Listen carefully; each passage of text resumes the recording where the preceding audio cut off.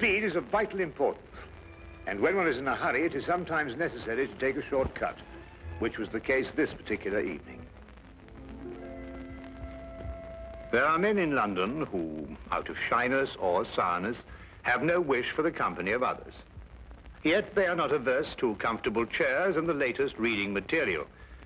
For their convenience, a club was started which forbade its members from taking any notice of each other. If a member talked, it was a black mark against him, and 3 such marks rendered him liable to expulsion. Sherlock Holmes was neither shy nor sour, but he joined the St. Denis Club because he found the atmosphere soothing. True, I'd always been diligent about not disturbing him here, but tonight I had come on a matter of the greatest urgency.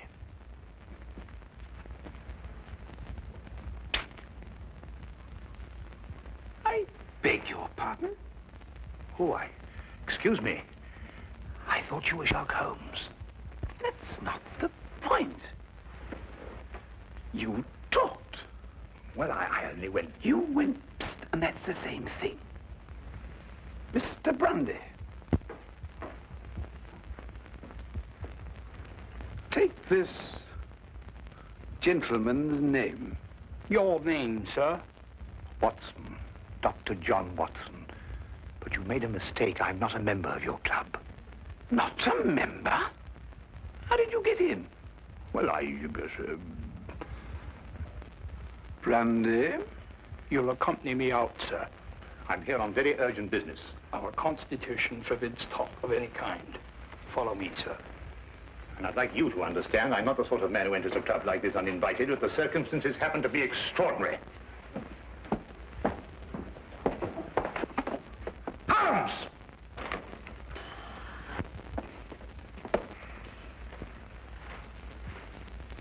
I must ask you, sir, not to attempt to... I don't believe such an incident has ever occurred before. Well, really? Holmes! I've never been so humiliated in my life. Why didn't you speak up in there? Because it's against the rules of the club, old chap. Oh, hang the club! This desire for privacy can go too far. What if an emergency arose? Yes, and perhaps to prevent that happening again, we'd better move down the hall a bit. Now, you were saying... What if an emergency arose? You can speak up now, Watson. What I'm trying to say is, what if an emergency arose and your presence is urgently requested? Nobody can put a hand on you. And I'm here, my dear chap. You've just disproved that. Oh, really? I'm only isolated here from triviality. Well, there's nothing trivial about this. There's a man waiting for you back at the flat, a man by the name of Dubec, Claude Dubec. He's had an experience that make your blood run cold. What sort of an experience, Watson? He watched a man being tortured. Tortured? We'll find a cab outside. Yes. Come along, then.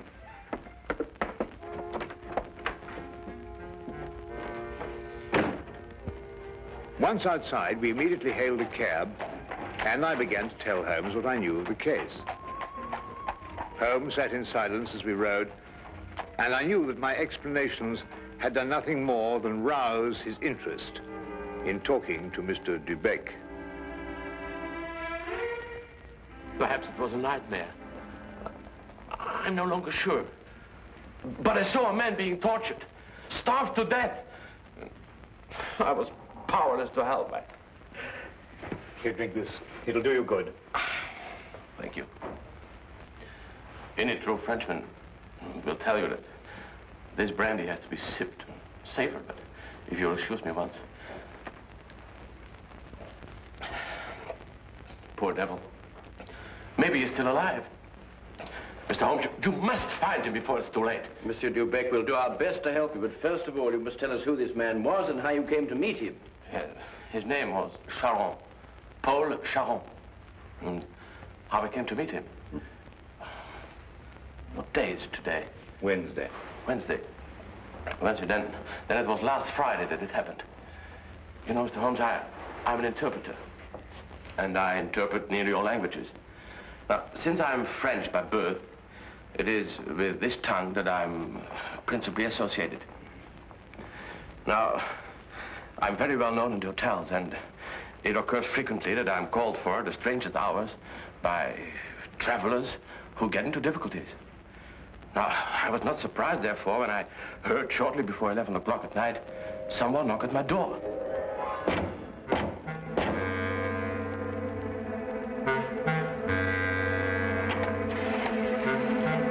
Mr. Beck? I'm he. My name is Latimer, Harold Latimer. Forgive me for calling at such a late hour, but the man at the hotel said it would be all right. Oh, you need an interpreter? Yes. You do speak French, don't you? No, with the greatest of pleasure. What's your problem? Well, you see, someone from France came to see me on business. As it turned out, he speaks only French. And I, of course, can't even read the label on a bottle of wine. Oh, that's a pity. He's leaving tomorrow, and it's imperative that we settle our business tonight. I realize this is an imposition at this late hour. An interpreter and a doctor are the same in this respect. His hours are whenever he is required. Now, just a moment, I'll get my hat going.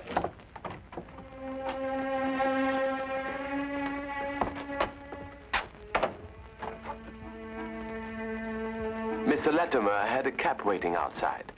I didn't think to give it more than a passing glance. However, there was a strange atmosphere as I entered. One can sense such things.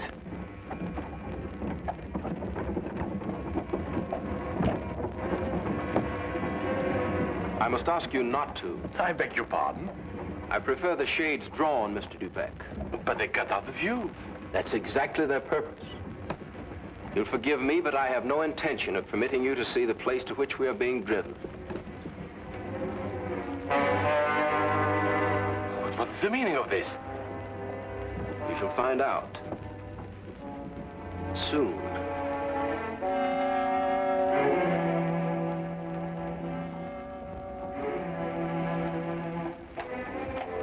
For nearly 2 hours we drove without my having the least idea where we were going. All the time I sat in silence, wondering what on earth could be this man's reason for kidnapping me. Whatever it might be, there was no possible use in my resisting.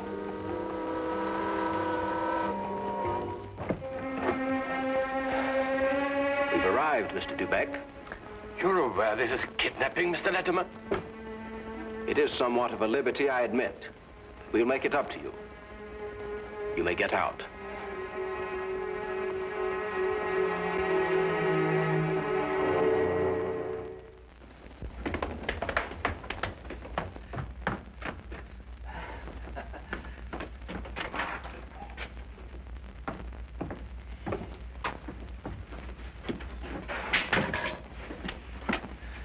Is this, Mr. Dubeck, Harold? Yes. Well done, well done. No ill feelings, Mr. Dubeck, I hope, but we couldn't get on without you. Now, what do you want of me? Only to ask a few questions of a French gentleman, and let us have the answers. If you deal fair with us, you'll not regret it. But if you try any tricks, you'll wish you hadn't been born. You follow me?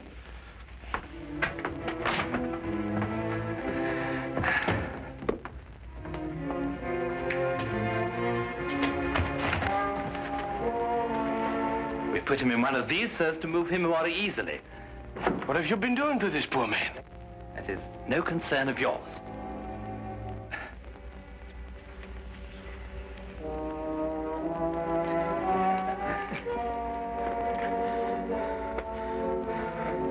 Feel better? Cochon. Salaud bandit. You don't have to understand French to know that is not a compliment. But no matter. Ask him if he's prepared to sign the papers. For your own good, be quick about it.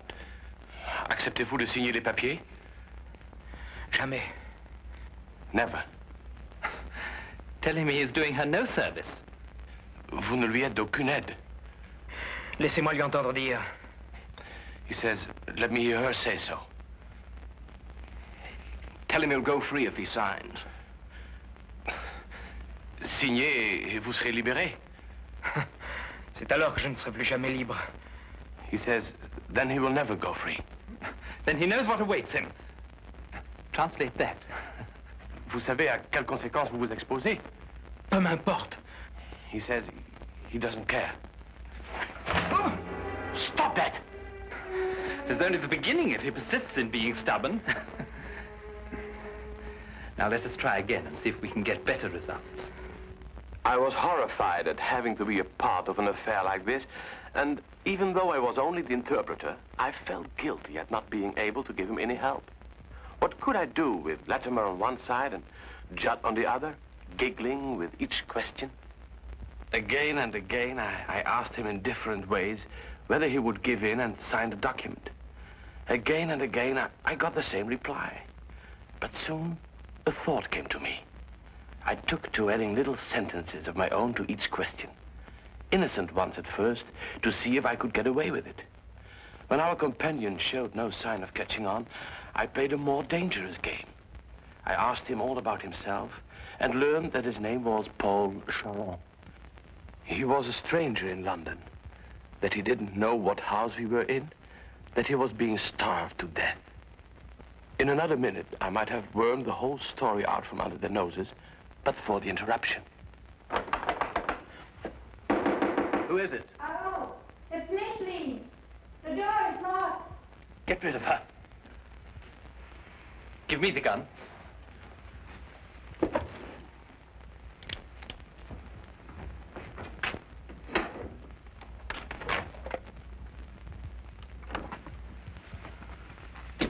Micheline, dear. I thought you went to bed hours ago. I couldn't sleep at all. I can't think of nothing but Paul. Now, Micheline, there's nothing to worry about. But he should have been here 2 days ago. It isn't like Paul to do something like that. Something must have happened to him. Nonsense. I'll wager anything that he was delayed somewhere on business. Then he would have written to me. If I don't hear from him by tomorrow, I will go to the police. Micheline! Paul! He's in there! Micheline, what's the matter with you? Have you taken leave of your senses? But it was Paul's fault. It was nothing of the kind. But I did, I heard. Would I lie to you? If Paul were in there, wouldn't I tell you? Judd is in there. Judd. That's all. Oh, well, I don't know what's happening to me. Now, darling, it's only a case of nerves. You'll be all right after a good night's rest. But it never happened like that before. You've probably never been under such a stress. But it's foolish. If something happened to Paul, you would have heard about it by now. The fact that you haven't is proof enough that all is well.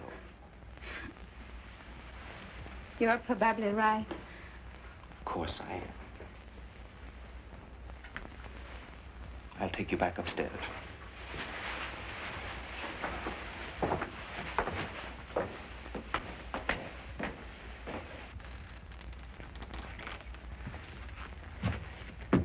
You perceive we have taken you into our confidence over some very private business. Shameful business.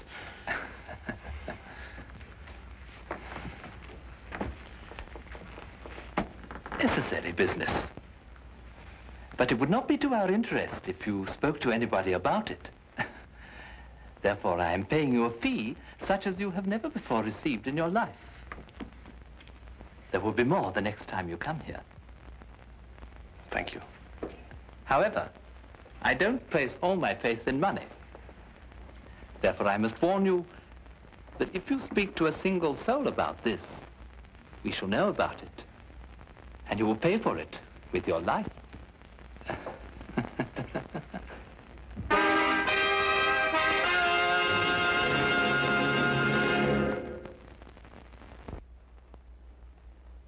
And now we return to the case of the French interpreter. This man, this evil man, escorted me back to the carriage and took his place opposite me. We drove for about half an hour, and the shades were drawn as before.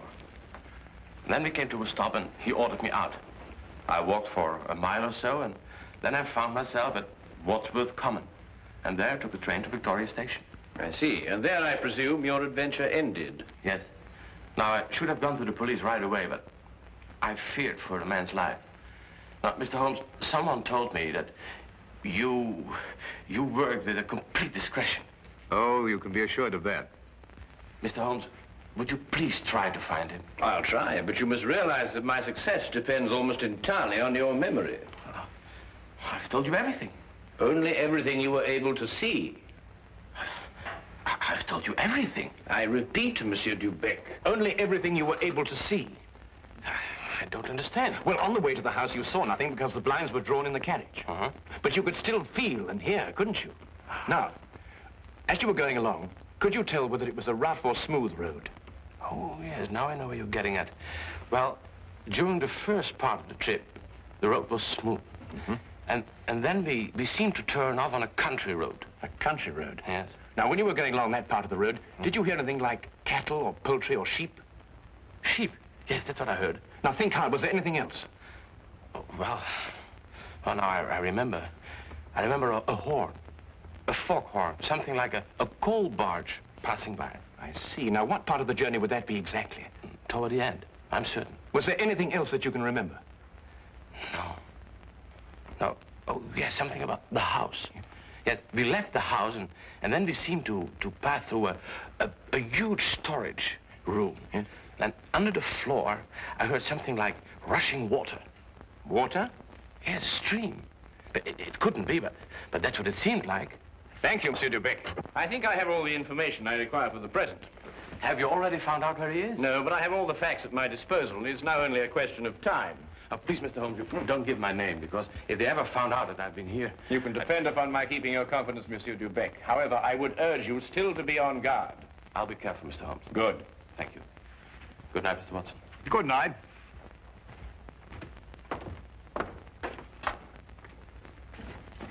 Good night, sir.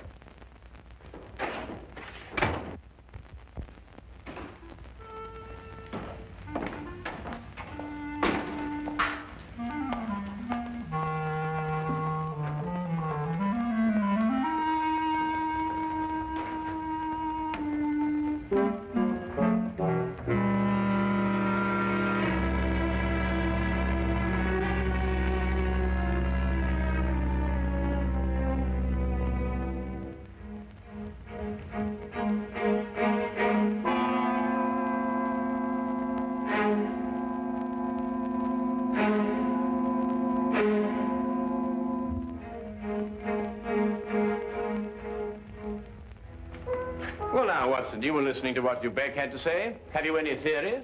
In a vague sort of way, yes. Well, let's hear it then. Well, now, it seemed to me that this young French girl had been carried off by this English chap, Latimer. Oh, but carried off from where? Or from Paris, I suppose.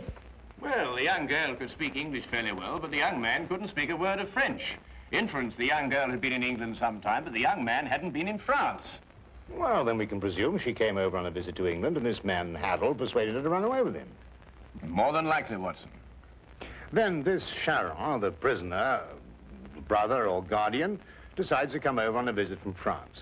He meets Latimer and his associate, and then for some reason decides against signing away the girl's fortune, of which he is presumably the guardian. The men then resort to force. Excellent, Watson. I'm quite certain that you're not far from the truth now. Well, it's only simple logic. Yes, and with simple logic, we'll find the house. It must be here somewhere. And when we finish translating the facts that Dubec has given us, an X will mark the spot. Now, let's see.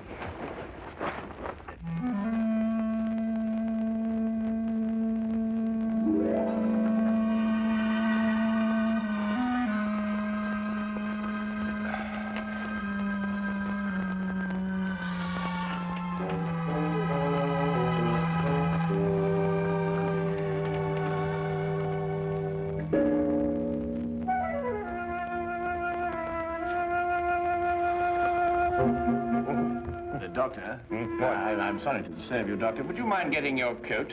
We'll pick up Lestrade on the way. You found it? I believe so. Holmes, do you think we should find Dubec in case we need an interpreter? Now, that's an excellent idea.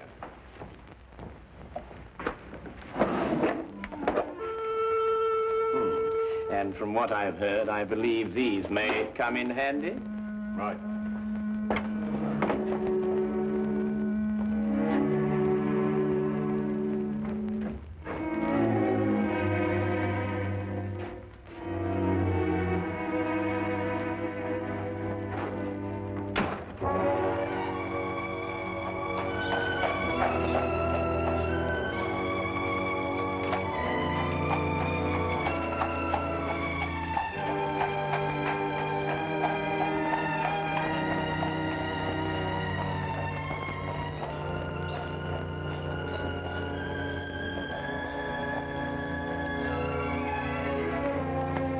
De Beck had his lodgings just across the river, and we decided to walk there.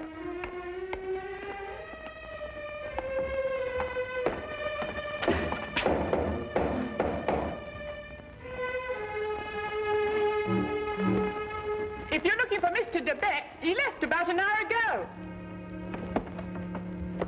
Can you tell us where? Well, I don't know. I only know he drove away with a gentleman in a carriage. Well, did the gentleman leave his name? No, sir. Was he by any chance a rather tall, handsome-looking man? Oh, no, sir. It was a little gentleman with glasses. Did nothing but giggle all the time. Thank you, madam.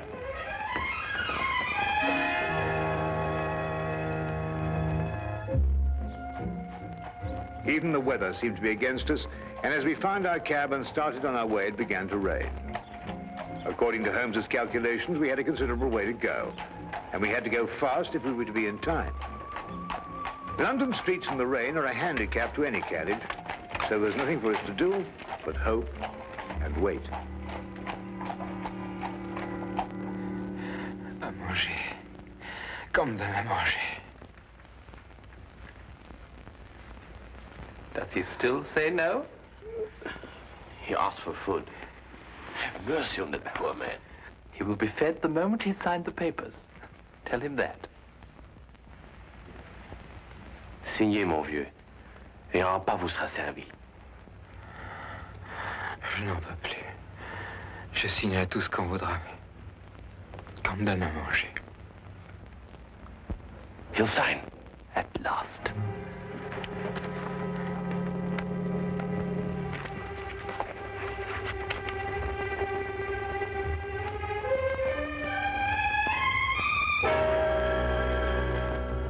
Now feed this man.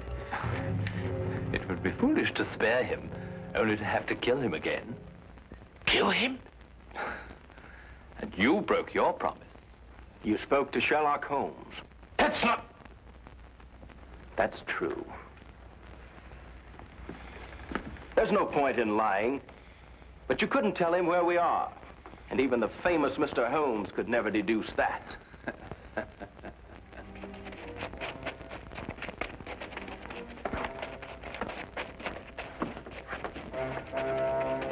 There's some men coming.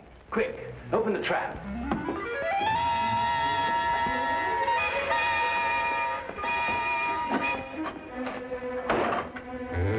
All right, you two, down there.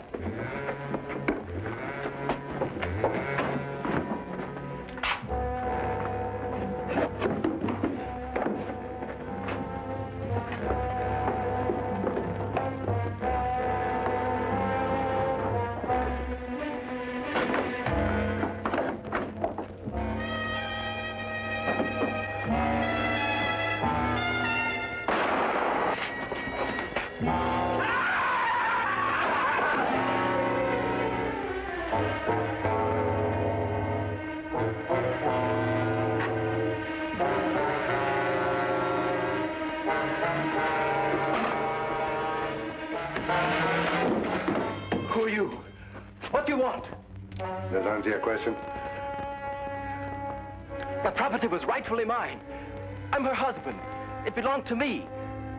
But he controlled it and wouldn't sign it over to me. He found out you were a thief. You can't take me to jail. I only tried to get what was coming to me. I'll see that you do.